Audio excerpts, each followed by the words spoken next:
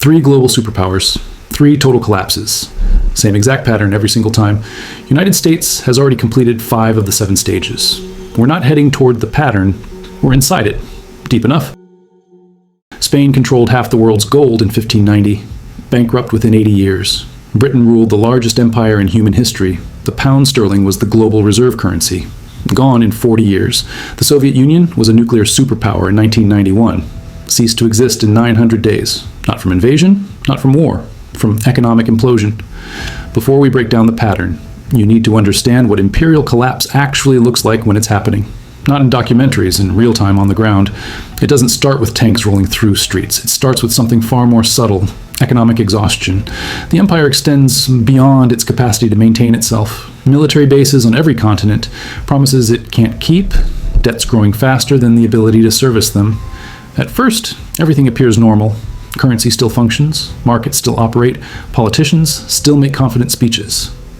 But underneath, the foundation is fracturing. Resources flow to the wrong places. Productive capacity erodes.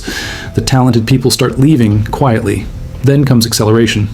Allies begin hedging their bets. Enemies probe for weakness. And suddenly, all the advantages that made you powerful flip into liabilities. That currency everyone needed, it comes flooding back home, triggering inflation. That military presence in 80 countries, it becomes impossible to fund.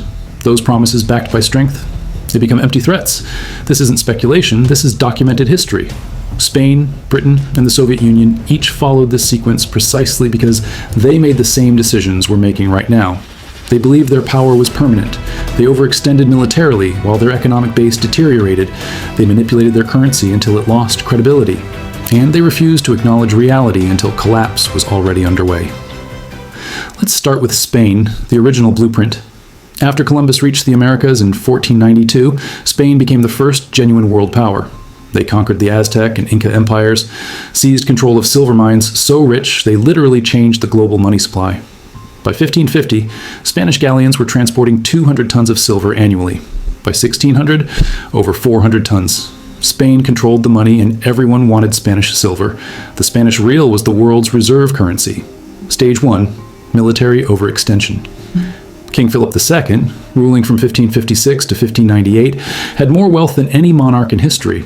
He spent it trying to control everything simultaneously. Wars against the Ottoman Empire in the Mediterranean, against France and Italy, against Protestant rebels in the Netherlands, against England's navy. By 1580, Spain had military commitments on 4 continents, with half of all government revenue going to the military. And it still wasn't enough. Stage 2, currency debasement. When tax revenue couldn't cover the bills, Spain did what every failing empire does. They cheated. They started mixing copper into silver coins. A coin meant to be pure silver became 50% copper, then 75% copper. By 1600, Spanish silver coins contained barely any actual silver. Merchants stopped accepting them at face value. Inflation exploded. Stage 3, debt spiral. Spain borrowed from Italian bankers, German financiers, anyone who would lend. By 1557, less than 20 years into Philip's reign, they declared bankruptcy. They defaulted, restructured, and immediately went back to borrowing. They declared bankruptcy again in 1560, again in 1575, again in 1596. 4 bankruptcies in 40 years, each time promising reforms, each time returning to the same behavior. But here's the part most people miss about Spain's collapse, the piece that makes it relevant today. They had unlimited money, and that's precisely what destroyed them. Stage 4, loss of productive capacity. When you have mountains of silver flowing in every year, you stop producing things yourself. Why grow food when you can import it? Why build ships when you can buy them? Why innovate when you can simply purchase whatever you need? Spanish nobility considered work beneath them.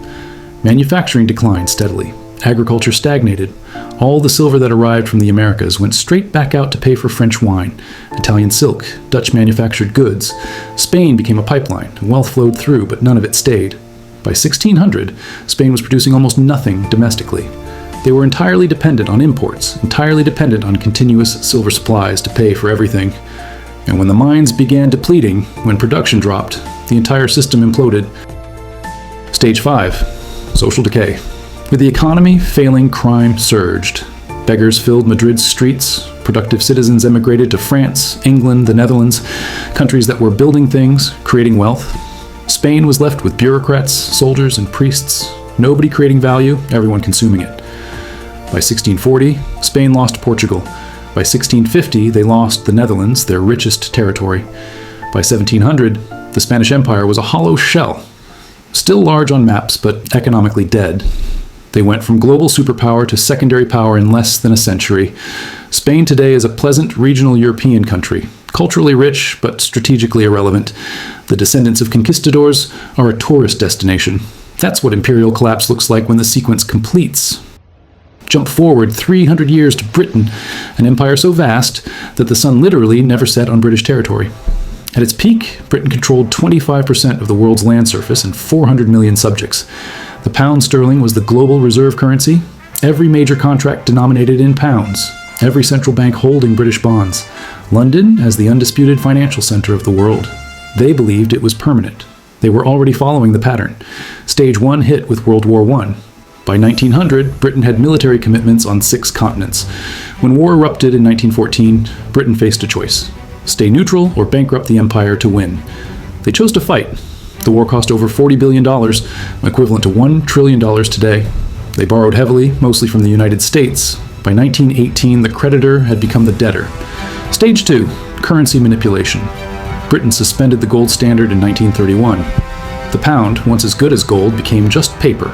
Stage 3, World War II completed the financial destruction. Britain borrowed even more, this time unable to repay. Stage 4, loss of colonies meant loss of resources. India alone, the crown jewel, was 20% of Britain's economy. When India left, it took that wealth with it. Stage 5, the pound lost reserve currency status. By 1945, the dollar replaced it as the global reserve currency. Central banks sold British bonds and bought American bonds. The financial center moved from London to New York. Britain still had territory, still had a military, but economically, it was a shadow of its former self. Stage 6, social transformation. The 1956 Suez Crisis proved Britain could no longer act independently. When America said stop, Britain stopped. Stage 7, strategic irrelevance. Britain today remains a comfortable, wealthy nation, culturally influential but strategically irrelevant. It took 40 years, faster than Spain's 80. Same pattern, faster collapse. 2 empires down.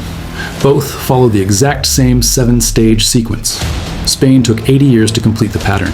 Britain took only 40 years, half the time. The pattern is consistent, but it's also accelerating. Each empire that enters this pattern collapses faster than the one before, which raises a terrifying question.